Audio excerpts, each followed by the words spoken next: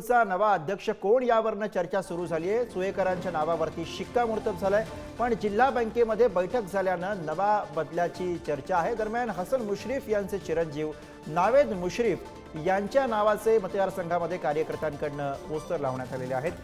ही नवी अपडेट आपण बघतोय गोकुळ संदर्भात।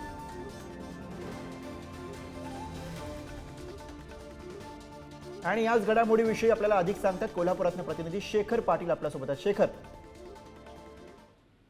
गुरु बरोबर आहे। कोल्हापुरात गोकुळ अध्यक्ष नवा कोण होणार याबाबत ट्विस्ट जो आहे तो वाढतानाच पाहायला मिळतोय।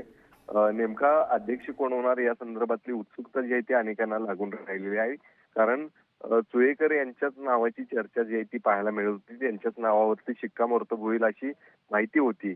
अरुण डोंगळे जे नाराज होते त्यांनी अध्यक्षपदाचा राजीनामा दिला नव्हता, मात्र त्यांना सुयेकर यांचं नाव सांगितल्यानंतर ते राजीनामा द्यायला तयार झाले आणि त्यानंतर त्यांनी राजीनामा दिला। मात्र नंतर आता पुन्हा एकदा आज जिल्हा बँकेमध्ये बैठक पार पडलेली आहे आणि या बैठकीमध्ये नवीन चेहरा जो आहे तो अध्यक्षपदाचा दिला गेलाय अशा पद्धतीची माहिती मिळते। आणि विशेष म्हणजे नावेद मुश्रीफ जे हसन मुश्रीफ यांचे चिरंजीव आहेत त्यांच्या नावाची देखील चर्चा आता समोर येताना पाहायला मिळते। कारण त्यांच्या नावाचे अनेक बरोबर आहे शेखर। त्यामुळे या नव्या ट्विस्ट नंतर आता अखेर गोकुळचा नवा अध्यक्ष कोण असणार या प्रश्नाचं उत्तर कधी मिळणार हे आपल्याला बघावं लागेल। धन्यवाद या सगळ्या सविस्तर माहितीसाठी।